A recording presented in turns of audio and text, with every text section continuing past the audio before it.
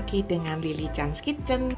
Kali ini aku mau bikin sate ayam sederhana. Nah, sate ayam sederhana aku pakai dada ayam ya. Teman-teman kalau nggak berani pakai dada ayam bisa pakai paha. Karena tahu sendiri kan, dada ayam itu kalau mengolahnya nggak benar bisa jadi keras. Nah, di sini aku nggak apa-apa pakai dada ayam karena berulang kali bikin ya. Dada ayam di sini aku sediakan sekitar 400 sampai 500 gram. Lalu bahan lainnya aku pakai ini adalah bawang pre. Biasanya kalau di Jakarta disebut juga dengan daun bawang ya. Besar kecil semua disebut daun bawang. Padahal beda ya, di bahasa Inggris ini adalah leek. Kalau daun bawang itu adalah spring onion. Jadi ada bedanya ya. Lalu ini ada jeruk nipis. Teman-teman bisa skip ya kalau ayamnya masih baru. Nah, ini aku pakai ayam frozen. Lalu bahan lainnya aku pakai kecap asin, minyak goreng, kecap manis. Dan di sini ada tambahannya ini paprika powder atau bubuk paprika. Teman-teman kalau nggak punya silakan skip ya, khusus ini aja. Dia bisa menambah rasa pedas sedikit aja. Kalau teman-teman mau bisa dimodifikasi menggunakan sambal ya, sama enaknya kok. Nah, pakai bahan ini aja. Sederhana kan? Kita mulai ya prosesnya. Oh iya, selain bahan-bahan tadi, jangan lupa kita sediakan tusuk sate ya. Jangan lupa juga ini direndam ya sebelum digunakan supaya tidak gampang gosong nanti jika dibakar. Teman-teman bisa juga gunakan tusuk yakitori seperti ini. Pertama-tama kita akan potong ini bawang pre-nya. Nah, ini sudah kita cuci bersih ya. Kita potong sekitar 2 cm. Nah, ini untuk besar kecilnya ini nggak masalah ya. Kalau seandainya kecil teman-teman bisa sisipkan 2. Kalau umpamanya besar seperti ini bisa cukup 1 aja. Nah, ini kita potong sekitar 2 sampai 2,5 cm.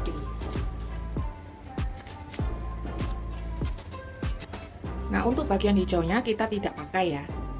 Setelah bawang pre-nya selesai dipotong, kita sekarang potong ayamnya. Nah, ayamnya ini kita potong jangan terlalu kecil ya. Kalau terlalu kecil nanti hasilnya akan mengeras mengecil. Tapi jangan juga kebesaran.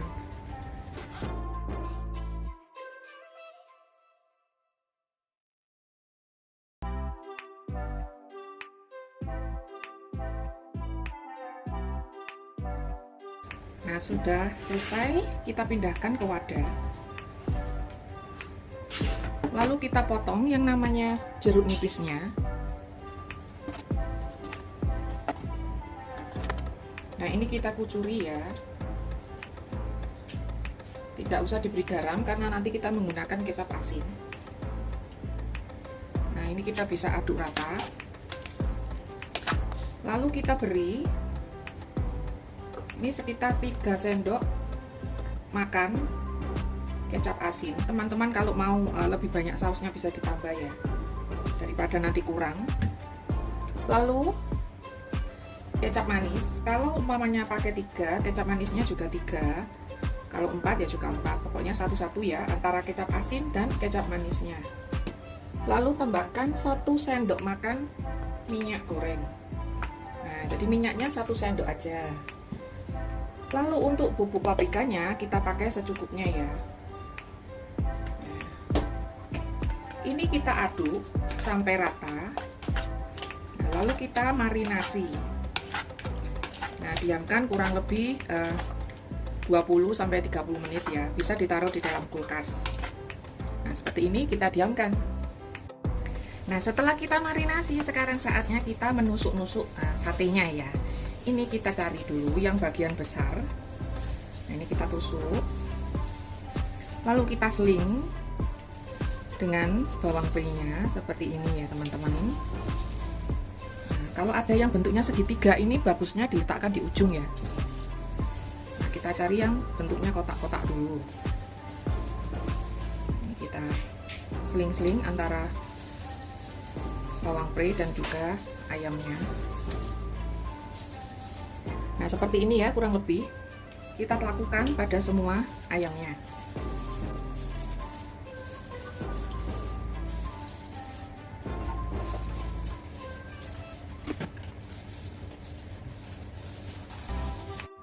Nah, ini selesai pas ya, jadi 15 tusuk. Pas itu juga dengan bawang pre-nya. Nah, untuk sausnya ini rendamannya ini kita simpan ya nanti untuk kita oles waktu memanggang. Nah, teman-teman, di sini aku bagi tips ya. Untuk memanggang, aku kan menggunakan teflon. Ini supaya tidak berkerak nantinya dan tidak terlalu lengket. Aku nggak olesin apa-apa ya, tapi aku pakai ini. Nah, kalau teman-teman lihat ada di marketplace ya, ini namanya alas untuk air fryer. Jadi supaya kalau kita memanggang sesuatu di air fryernya tidak kotor. Nah, ini sama halnya dengan baking paper. Teman-teman bisa pakai baking paper, bisa pakai ini ya. Kalau baking paper itu kalau nggak salah kan lembaran ya, kita harus potong sendiri. Kalau ini jadinya seperti ini, ada yang kotak, ada yang bulat. Ini bisa kita langsung pakai. Nanti setiap aku memanggang selesai, kita ganti ya. Soalnya apa? Pasti ada gosong-gosongnya. Nah, ini kita nyalakan kompornya.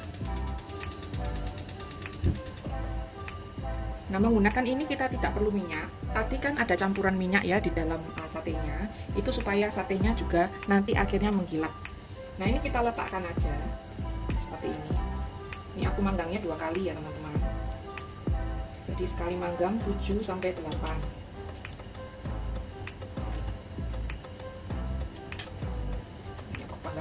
Gunakan api kecil ya. Memanggang ayam, apalagi yang namanya ini dada ayam ini biasanya cepat matang ya. Nah, ini kita bisa balik berkala ya. Nah, ini biasanya aku ganti setelah manggang 1 kali ya kertasnya. Jadi kita nanti nggak usah repot-repot mencuci alat panggangnya. Nah, ini yang kotor cuma kertasnya. Ini sesekali kita bisa oles yang namanya sausnya. Kalau ada yang tanya tandanya ayam itu kalau sudah matang gimana? Nah, ini kita perhatikan ya. Dalam waktu 2 menit saja ayam ini mulai kaku dagingnya. Nah, seperti ini. Ini kita bisa balik dengan mudah. Ini pastikan gunakan api kecil ya. Jadi api kecil ini memastikan matangnya itu tidak gosong di luar tapi di dalamnya masih mentah. Nah, seperti ini teman-teman bisa perhatikan, kalau yang ini masih lunak ya, jadi ini belum matang. Nah, tapi bagian lainnya sudah ada yang mulai kaku. Nah, ini kita secara berkala masih olesi terus. Nah, ini olesan ini selain dia itu lebih cepat gosong ya, tapi juga melindungi si satenya ini tidak kering saat dibakar. Nah, ini kita olesi. Jangan lupa nanti dibalik-balik ya secara berkala. Bisa posisinya begini, bisa nanti diberdirikan. Pastikan semuanya matang. Nah, ini seperti aku bilang tadi ya teman-teman, ini bisa digeser antara yang tengah ini dengan yang ujung supaya matangnya ini merata. Ini bedanya memanggang menggunakan teflon dengan panggangan langsung ya. Ini cairannya nggak bakal bisa menetes. Jadi teman-teman nanti kalau seandainya lihat ada genangan saus di dasarnya, itu bisa diambil untuk mengolesi yang bagian atasnya. Nah, ini kita lihat ya sudah mulai kaku, tapi aku mau dapetin gosong-gosongnya sedikit ya, karena sate itu kan identik dengan tanda bakaran ya, jadi harus ada tanda bakarannya. Nah, seperti ini ya teman-teman, ini tandanya mulai matang ya, ini sudah ada tanda bakarannya. Ini kita bisa balik-balik. Nah, ini yang namanya bawang perinya sudah berubah matang dan jadi manis ya. Nah, seperti ini kita bisa angkat. Nah, seperti ini. Jadi masih bisa gosong kok, jadi muncul tanda bakarannya ya, jangan khawatir, biarpun pakai alas ini tetap bisa muncul tanda bakaran. Nah, ini kita angkat, lalu kita ganti yang namanya alasnya dengan yang baru.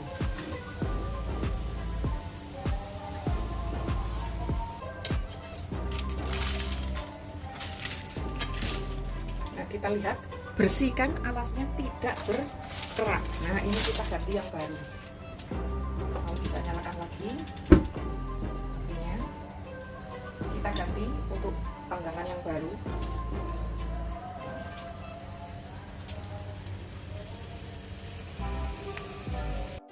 Seandainya teman-teman membakar lebih cepat gosong, jangan heran ya. Aku kan sudah tunjukin tadi ya, bagian bawah komporku ini aku ganjal, jadi dia lebih tinggi. Nggak langsung terkena panasnya itu terlalu dekat, jadi dia naik 2 tingkat. Teman-teman bisa ganjal dengan dudukan kompor sebelahnya ya, kalau tidak punya ganjalan seperti aku ini. Idealnya itu memanggang cukup 10 menit ya. Nah, sampai matang seperti ini. Kita oles untuk yang terakhir kali.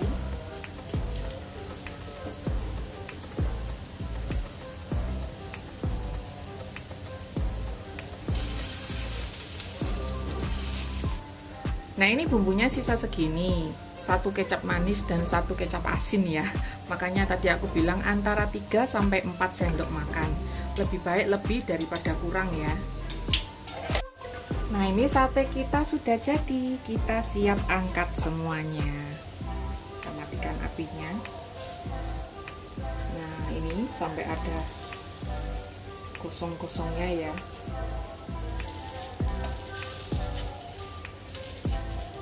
Kita siap sajikan. Nah, seperti ini jadinya, cakep kan teman-teman. Padahal bumbunya sederhana, pakai banget kan. Ini sangat mengenyangkan ya, karena tusukannya besar-besar. Teman-teman silakan coba ya. Kalau suka jangan lupa klik like, share, dan subscribe ya. Sampai ketemu di video selanjutnya. Bye. Nah, ini kita coba satu ya. Kita ambil aja yang kecil. Nah, seperti ini. Nah, ini matang ya sampai dalam, lihat, lalu moist. Nah, tidak keras. Nah, itu kuncinya, memanggangnya itu harus dijauhkan dari api, cukup waktunya. Nah, dan juga ada lapisannya, jadi dia tidak mudah mengeras dan gosong.